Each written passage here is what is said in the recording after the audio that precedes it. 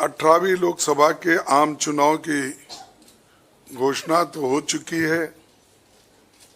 देश का हर एक नागरिक इसमें भाग लेने के लिए उत्सुक है। भारत पूरी दुनिया में अपने लोकतंत्र मूल्यों और आदर्शों के लिए जाना जाता है। किसी भी लोकतंत्र के लिए निष्पक्ष चुनाव अनिवार्य होता है, एसेंशियल होता है।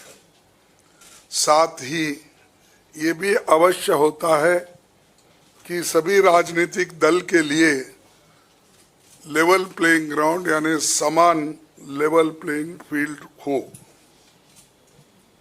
सभी के पास समान रूप से संसाधन हो। ये नहीं कि जो सत्ता में है उनका रिसोर्सेस पर मोनोपोली हो। ये नहीं कि उनका मीडिया पर एक अधिकार हो।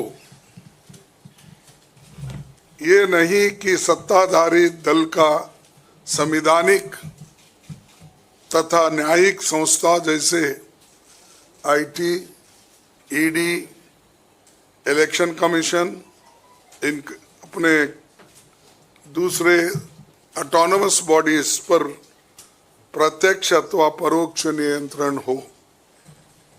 दुर्भाग्य से जो पिछले दिनों में सुप्रीम कोर्ट के हस्तक्षेप के बाद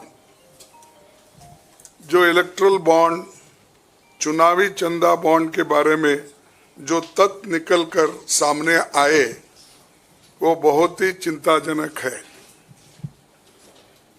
शर्मनाक भी है, क्योंकि इससे हमारे देश के छवि को ठेस पहुंची है। हमारे देश ने पिछले 70 सालों में निष्पक्ष चुनाव और स्वस्थ लोकतंत्र की छवि बनाई थी। उस पर प्रश्न चिन्ह आज उठ गया है।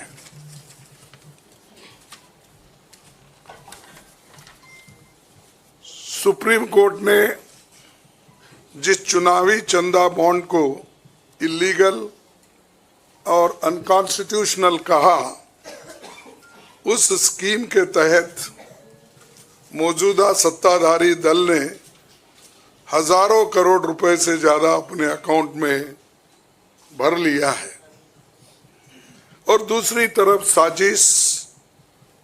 साजिशन मुख्य विपक्षी दल का बैंक अकाउंट फ्रीज कर दिया गया है ताकि हम पैसों के अभाव में बराबरी से चुनाव ना लड़े और ना लड़ पाए। ये सत्ताधारी दल द्वारा एक खतरनाक खेल है। इसके दूरगामी प्रभाव होंगे, क्योंकि अगर डेमोक्रेसी को इस देश में बचाना है तो लेवल प्लेइंग ग्राउंड होना चाहिए। ऐसा भी नहीं होना चंद देशों में चुनाव हो रहे हैं, 99% वोट एक ही आदमी ले रहा है।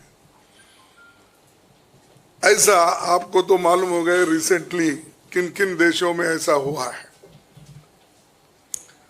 तो ये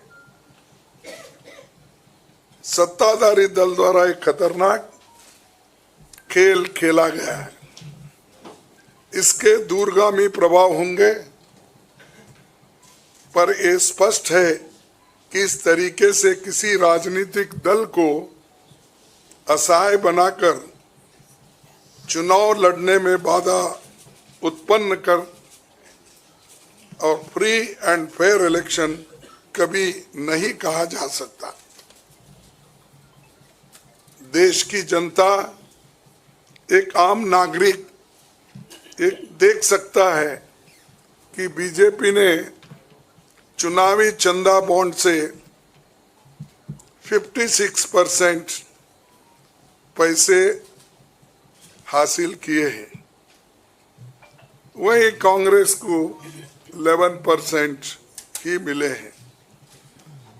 और ये वो पैसे जो बॉन्ड से बीजेपी ने लिए हैं, इसके अलावा जो कैश में इनके पास आता होगा तो कोई अकाउंट ही नहीं है। आप इनके खर्चे देखिए, हर तरफ इनका एडवर्टाइजमेंट लगा है और एडवर्टाइजमेंट में भी मोनोपोली बना ली है। प्रिंट मीडिया हो, टीवी हो और सोशल मीडिया हो, इनका बहुत डोमिनेशन है। लेकिन इतने पैसे एक पार्टी जमा कर सकती है, हिंदुस्तान के 70 साल के डेमोक्रेटिक व्यवस्था में ऐसा कोई नहीं किया। ये पहली बार ये सरकार अनेक ढंग से पैसे आज उठा रही है और इनके 5 स्टार ऑफिसेस से बड़े बड़े हर जगह आप देखिए, और 4-4, 5-5 फ्लाइट एक मीटिंग को जाते हैं और उनके पीछे और 2-4 जाते हैं। एक मीटिंग का इतना खर्च होता है तो शायद ही कोई पार्टी, अपोजिशन पार्टी उसका 10% भी नहीं कर सकती मुकाबला। मैं कहना नहीं चाहता कि बीजेपी ने किस तरीके से कंपनियों से पैसे लिए, क्योंकि सुप्रीम कोर्ट तथ्यों की जांच कर रही है। हमें उम्मीद है कि सच्चाई बहुत जल्द हम सब के सामने आएगी। और अंत में मैं देश के संवैधानिक संस्थाओं से अपील करता हूं कि अगर वो फ्री एंड फेयर इलेक्शन चाहते हैं तो हमारी पार्टी को बगैर किसी रोक टोक से बैंक अकाउंट्स का इस्तेमाल करने दे, और जो इनकम टैक्स का क्लेम है वो अंततः कोर्ट के निर्णय के अनुसार सेटल हो जाएगा। राजनीतिक दल टैक्स नहीं देते, बीजेपी कभी इनकम टैक्स नहीं दी, लेकिन ये लागू सिर्फ कांग्रेस पे हो रहा है। कोई पॉलिटिकल पार्टी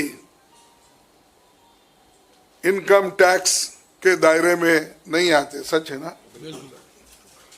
सेटल हो जाए। राजनीतिक दल नहीं आते। बीजेपी ने कभी नहीं दिया अकाउंट।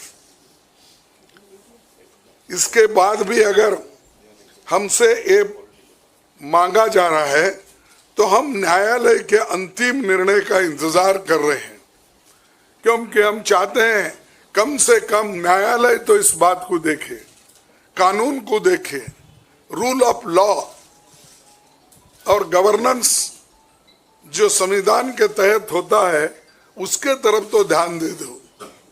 क्योंकि आज वो हुकूमत में है, कल दूसरी पार्टी आएगी, लेकिन हमको ये लेवल प्लेइंग ग्राउंड जो हमने पहले से बनाया था, नेहरू जी से लेकर हम 89 और बाकी के लोग भी, जब इवन वाजपेयी थे उस वक्त भी ऐसा नहीं था। लेकिन यहाँ ये 18वीं लोकसभा का चुनाव जो हो रहा है, इसमें हम सब देख रहे हैं, ये कुचल रहे हैं, सप्रेस कर रहे हैं और हमको चुनाव लड़ने के स्थिति में वो नहीं छोड़ना चाहते हैं और पैसे को तंग तबाह करके वो एक तरफा इलेक्शन कर लेना चाहते हैं। लेकिन लोग भी होशियार है, इसको जानते हैं और लेवल प्लेइंग फील्ड बने रहने के लिए ये उनके जो बाधक है और जो हमारे अकाउंट्स फ्रीज किए हैं वो तत्काल उसका रिलीज होना चाहिए और हमको चुनाव में डेमोक्रेसी और संविधान को बचाने के लिए लेवल प्लेइंग ग्राउंड होना चाहिए। धन्यवाद। शुक्रिया।